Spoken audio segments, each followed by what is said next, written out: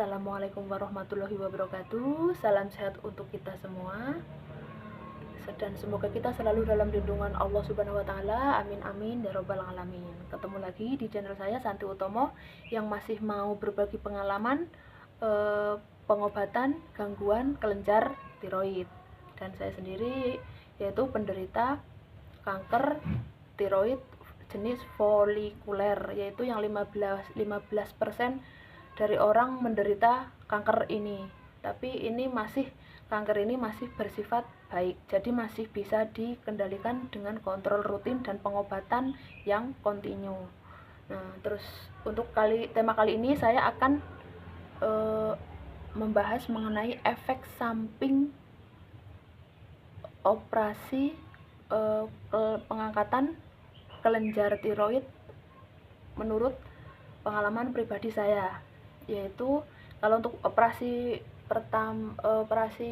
yang pertama yaitu saya suaranya berat, terus ada yang berasa mengganjal di leher. Terus untuk makan alhamdulillah sih masih bisa nasi yang biasa sehari-hari kita makan, tidak bubur, tapi masih tetap dibantu untuk asupan itu tetap yang jus, yang gampang dicerna gitu, yang kita nggak pakai mengunyah lama gitu kan. Itu pas operasi yang pertama kan memang masih ada satu kelenjar, jadi mungkin tubuh masih bisa mensuplai masih bisa mensuplai hormon tiroidnya, jadi masih aman, pemulihannya pun cepat ya. Terus memang tinggal lukanya aja. Terus untuk yang operasi kedua itu saya mengalami suara kecil, nafasnya pendek atau terengah-engah, terus gampang lelah, terus ada kesemutan juga.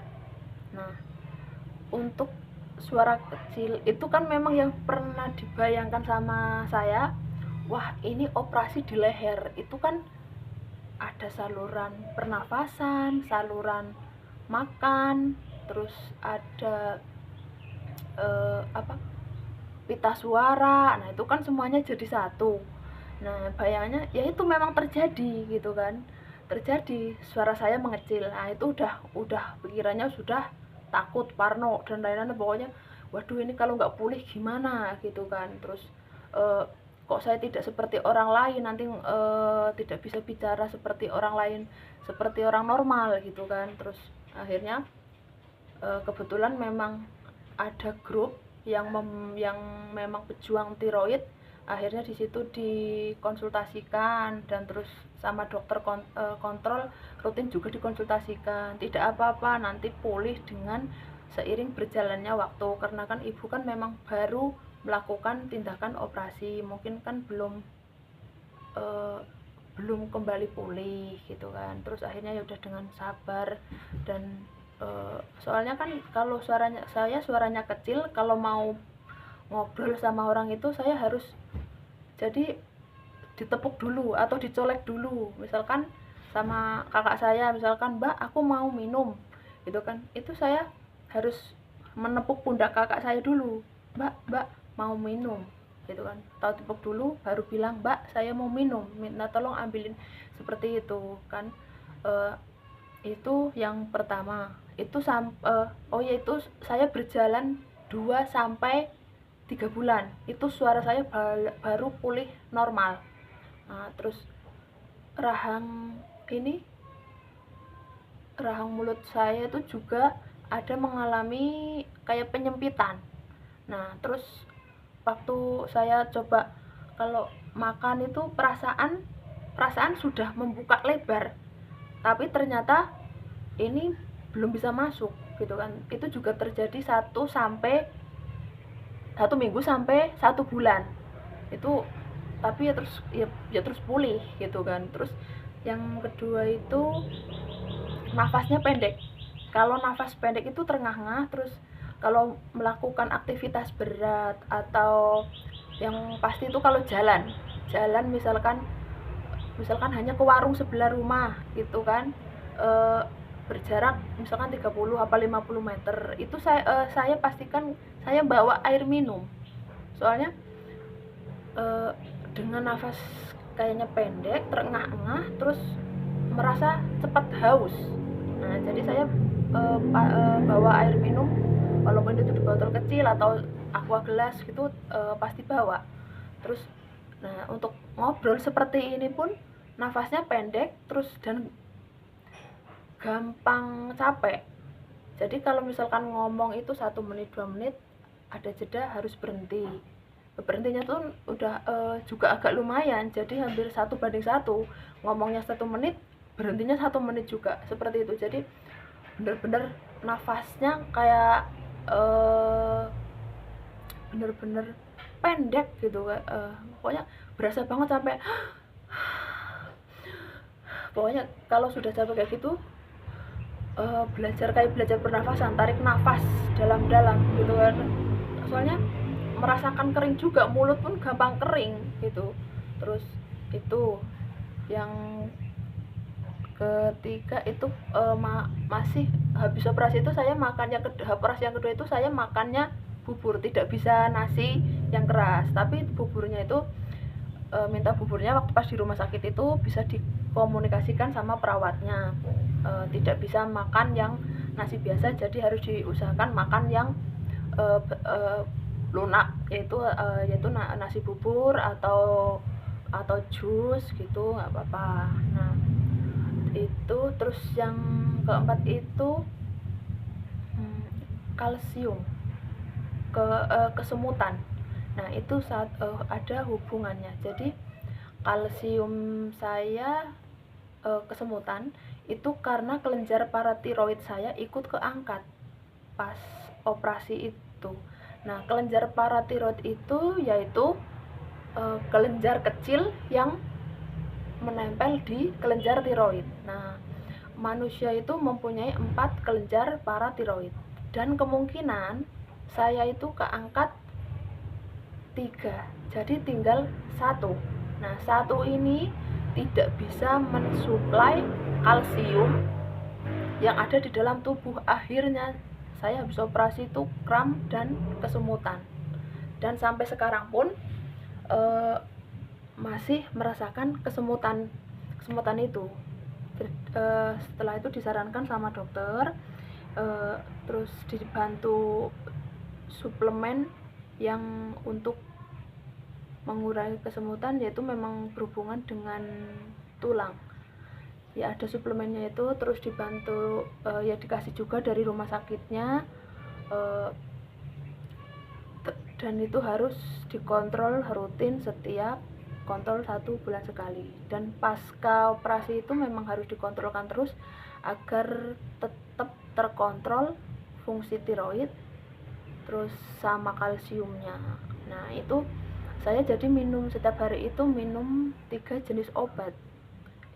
3 jenis obat sebenarnya ya kalau dokter bilang bukan obat, hanya hormon, pengganti hormon gitu kan, tapi kan tetap kita menyebutnya obat karena memang bentuknya pun seperti memang bentuknya obat gitu kan. Nah itu saya minum ada untuk hormon tiroidnya 1, dan untuk untuk kesemutannya yaitu suplemen kalsium dan vitamin D3.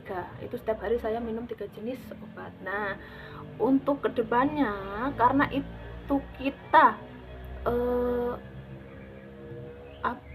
kalsiumnya itu kan berupa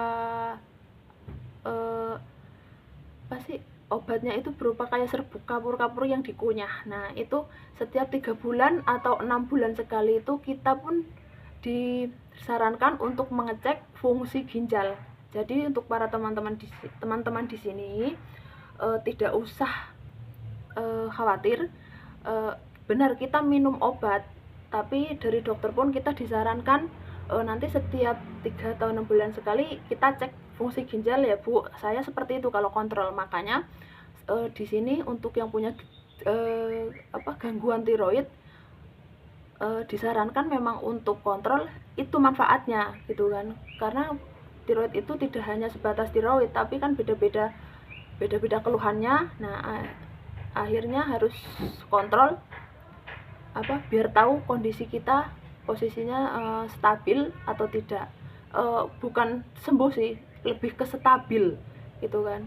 Nah Ya, jadi itu biar teman-teman tahu kalau fungsi kontrol itu bukan hanya sekedar kontrol saja, tapi memang benar-benar untuk mengetahui kondisi kita, sudah stabil apa belum, terus gimana fungsi ginjal kita. Karena yang sudah diketahui untuk pejuang tiroid itu memang minum obat seumur hidup.